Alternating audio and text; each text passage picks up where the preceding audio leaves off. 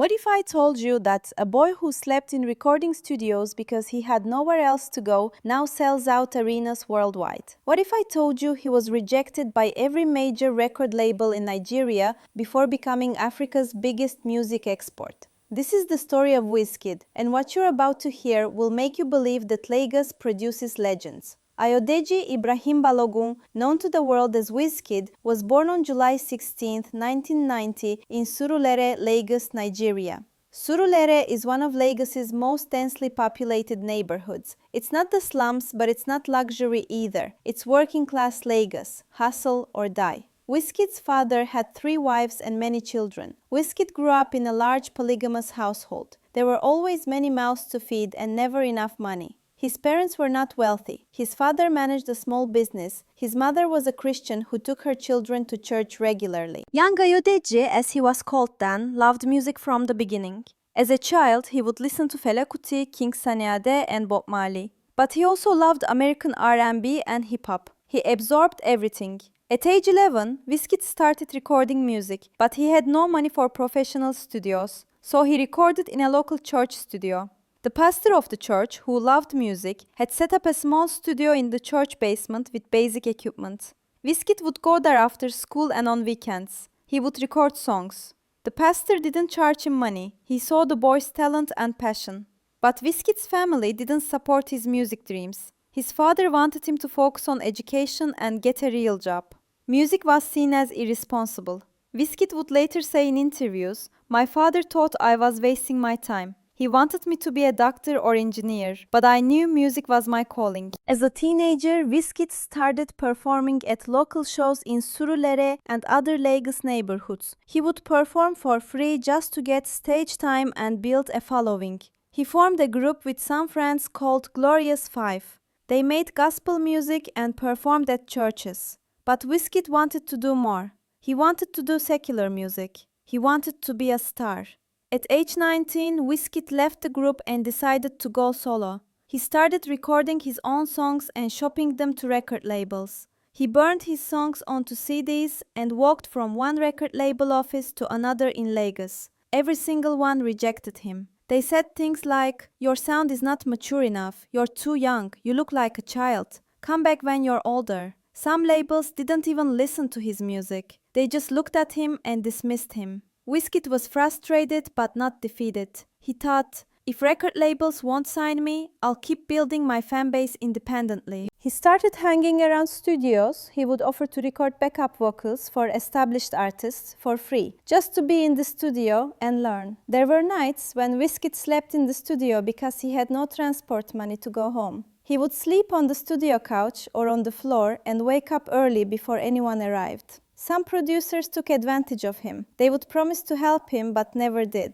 They would use his vocals and not pay him or credit him. But Wizkid kept pushing, he kept recording, he kept performing at small shows, he kept believing. Then in 2009, Wizkid caught the attention of Banky W, a successful Nigerian artist who had just started a record label called Empire Mates Entertainment, also known as EME. Banky W heard Wizkid's music and was impressed. He invited Wizkid to come to the EME office. When they met, Banky W said, "I want to sign you. You have something special." Wizkid couldn't believe it. After years of rejection, someone finally believed in him. He signed with EME in 2009, but success didn't come immediately. Wizkid was signed, but he still struggled. EME was a new label with limited resources. They couldn't afford big promotions or expensive music videos. Then, in 2010, Wizkid released a song called Holla at Your Boy. It was an instant hit. The song played everywhere in Nigeria.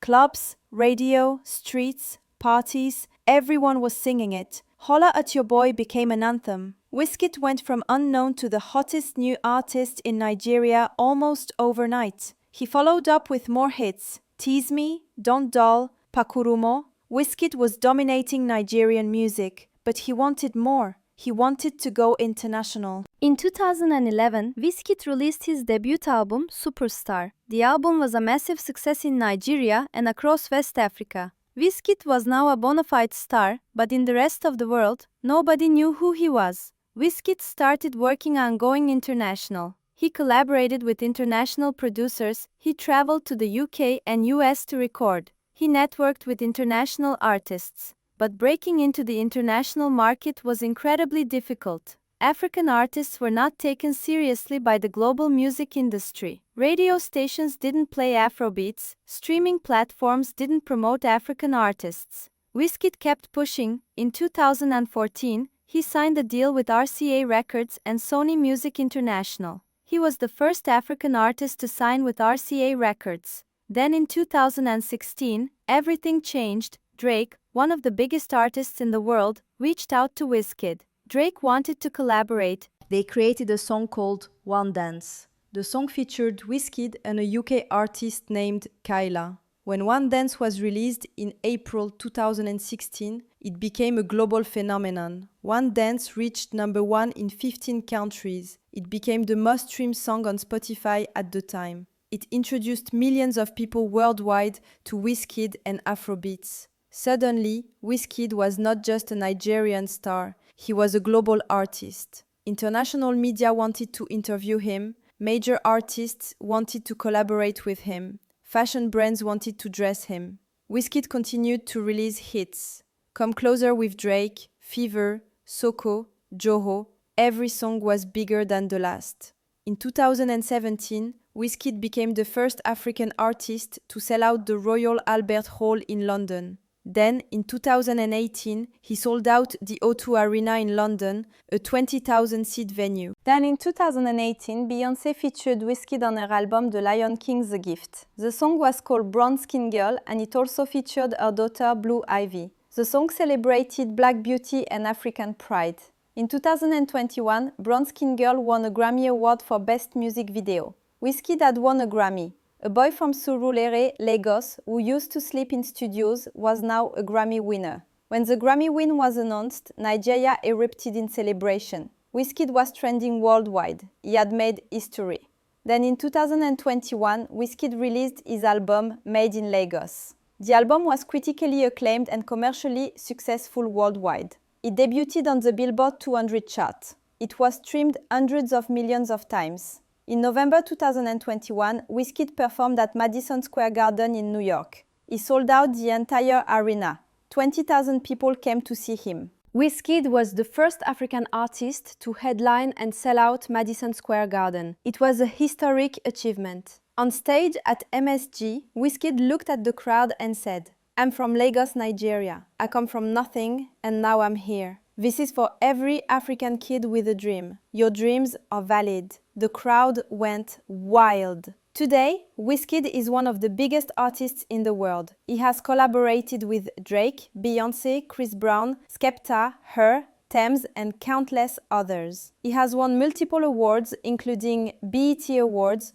Mobile Awards, Billboard Music Awards, and a Grammy. He's been featured in major magazines like Rolling Stone, GQ, and Vogue. But beyond his success, Wizkid opened doors. After his success with Drake and Beyoncé, the global music industry started paying attention to Afrobeats. Artists like Burna Boy, Tems, Rema, and Ashake are succeeding internationally, partly because Wizkid proved it was possible. Wizkid also inspired a generation of young Africans. He showed them that you don't have to leave Africa to be successful. You can stay home, be authentically African, and the world will come to you. Wizkid's story teaches us powerful lessons. First, rejection is redirection. Every label that rejected Wizkid was wrong. Second, sleeping on studio floors today can lead to sold-out arenas tomorrow. Struggle is temporary. Third, stay authentically yourself. Wizkid never tried to sound American. He stayed Nigerian. Fourth, global success doesn't require abandoning your roots. Wizkid is proudly Lagos. Fifth, opening doors for others multiplies your legacy. Wizkid paved the way for African artists. From sleeping in church studios in Surulere to selling out Madison Square Garden. From being rejected by every record label to collaborating with Drake and Beyoncé. From having no transport money to winning a Grammy. Wizkid proved that Lagos produces legends, that Afrobeats belongs on the world stage and that the ghetto can't contain greatness. So, what did you learn from Wizkid's story? Drop your thoughts in the comments below. If this story inspired you, hit that like button and subscribe for more incredible African success stories. Next week, we bring in you the story of Lupita Amondi Nyong'o's younger cousin, Adong Judith. No wait, we're bringing you the story of Didier Drogba, the Ivorian footballer who stopped a civil war with a speech. You don't want to miss it. Thank you for watching, and remember, the world is waiting to hear your sound. Don't let anyone tell you that you don't belong on the biggest stages. Go take them.